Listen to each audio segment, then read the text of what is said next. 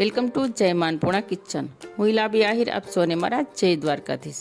તો આજે હું તમારી સાથે શેર કરીશ કે તમને કઈ શાક બનાવવાનું ન સૂચે અથવા તો તમારા ઘરમાં ક્યારેક શાક ન હોય તો તમે એકદમ ઇઝીલી રીતે આ રીતે કાઠિયાવાડી ચટણી બનાવી અને ખાઈ શકો છો. બહુ સરસ ટેસ્ટી લાગશે, શાકની પણ જરૂર નહીં પડે અને ખાવાનો સ્વાદ બમણો કરશે.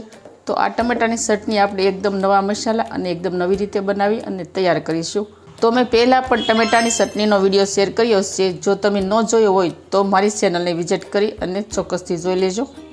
તો ટમેટાની ચટણી બનાવવા માટે અહીંયા મેં લીધા છે 3 નંગ ટમેટા. તમારે જેટલી ક્વોન્ટિટીમાં ટમેટાની ચટણી બનાવવાની હોય તે પ્રમાણે તમે પ્લસ કે માઇનસ ટમેટા કરી શકો છો. અને તમે આ રીતે ટમેટાની ચટણી બનાવી અને અઠવાડિયા સુધી ખાઈ શકો છો. ફ્રીજમાં અઠવાડિયા સુધી સારી જ રહેશે. તો ચાલો આપણે જોઈ લઈશું ટમેટાની ચટણી કેવી રીતે બનાવી અને તેમાં કઈ કઈ સામગ્રીની જરૂર પડશે તેની રીત. તો આપણે સૌપ્રથમ ટમેટાને લાંબી સ્લાઇસમાં કટ કરવાના છે. તો તેના માટે આપણે ડંઠલનો ભાગ પહેલાં નીકાળી દઈશું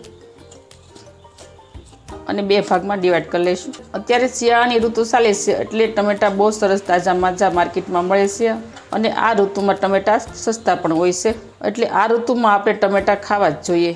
તો વિડીયો શરૂ કરતાં પહેલાં મારી તમને નિવેદન છે કે હજી સુધી તમે મારી ચેનલને સબસ્ક્રાઈબ ન કરી તો પ્લીઝ જય માનપૂર્ણા કિચનને સબસ્ક્રાઈબ કરી દેજો. વિડીયોને એક લાઈક જરૂર કરજો.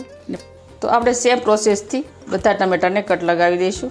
તો અહીંયા આપણે ટમેટાને એકદમ સરસ રીતે કટ કરી નાખ્યા છે. હવે આપણે આ ટમેટાને એક બાઉલમાં એડ કરી દઈશું.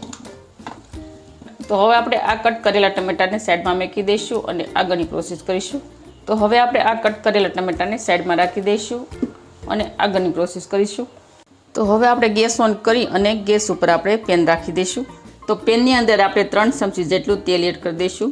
તો તેલ ગરમ થઈ જાય એટલે આપણે તેની અંદર 2 ચમચી જેટલું આખું જીરું એડ કરી દઈશું. જીરું આપણે આખું લેવાનું છે. ત્યારબાદ અડધી વાટકી જેટલા આખા ધાણા લઈ લઈશું, તે એડ કરી દઈશું.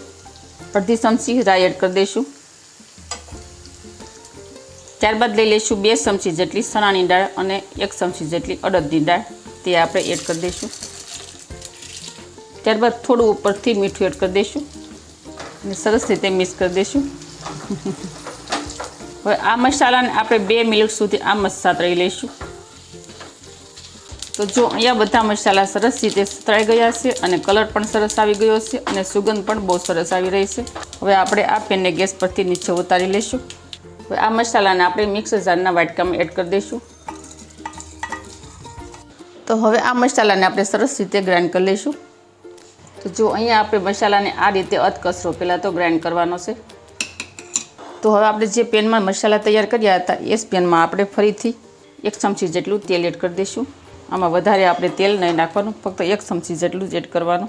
તેલને આપણે ગરમ થવા દઈશું. તેલ ગરમ થઈ જાય એટલે આમાં આપણે કઢી પત્તા એડ કરી દઈશું. થોડું આખું લસણ એડ કરી દઈશું. ત્યારબાદ અહીંયા મેં 2 કાંદાના આ રીતે ઝીણા ઝીણા ટુકડા કરી નાખ્યા હતા, તે આપણે એડ કરી દઈશું. ત્યારબાદ ટમેટા એડ કરી દઈશું.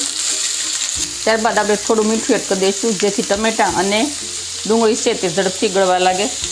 5 ચમચી જેટલી આપણે હળદર એડ કરી દઈશું. અડધી ચમચી લાલ મરચું પાવડર એડ કરી દઈશું.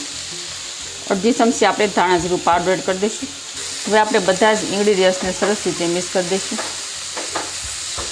તો આ ટમેટાની અને ડુંગળીની કસાશ થઈ જાય ને ત્યાં સુધી આપણે તેને કૂક થવા માટે રાખી દઈશું. ઢાંકણ ઢાંકી દઈશું એટલે ઝડપથી કૂક થઈ જાય. તો આપણે 2 થી 3 મિનિટ બાદ ઢાંકણ ખોલી અને જોઈ લઈશું. ટમેટા છે તે સરસ ગળી ગયા છે. જુઓ, ડુંગળી પણ સરસ ગળી ગઈ છે. હવે આ સ્ટેજ ઉપર આપણે ગેસની ફ્લેમ બંધ કરી દઈશું. તો હવે આપણે આ ટમેટાને મિક્સર જારમાં એડ કરી દઈશું. ત્યારબાદ આપણે જે મસાલો તૈયાર કર્યો હતો સૂકો મસાલો તે આપણે આમાં એડ કરી દઈશું. આ સૂકો મસાલો છે ને જે આપણે ટમેટાને સાતળ્યા હતા ને તેની સાથે જ આપણે ફરીથી ગ્રાઇન્ડ કરવાનો છે. તો હવે આપણે આ બધી સામગ્રીને સરસ રીતે ગ્રાઇન્ડ કરી લઈશું. તો જો આ ચટણીને આપણે આ રીતે ગ્રાઇન્ડ કરવાની છે. તો હવે આપણે કરીશું મેઇન પ્રોસેસ. તો તેના માટે આપણે જઈશું ગેસ તરફ. તો હવે આપણે વઘાર કરવા માટે પેન લઈ લઈશું. ગેસને કરી દઈશું ઓન. તેમાં આપણે 2 ચમચા જેટલા તેલ એડ કરી દઈશું. તો આ ચટણીમાં વઘાર કરવા માટે અહીંયા મેં 2 ચમચા તેલ લીધું છે. ચમચો છે તે જુઓ નાનો છે અને અંદાજમાં જોઈએ તો આ ચમચો છે તે 3 ચમચી તેલનો છે. તો તેલ ગરમ થઈ જાય એટલે આપણે 5 ચમચી રાઈ એડ કરી દઈશું.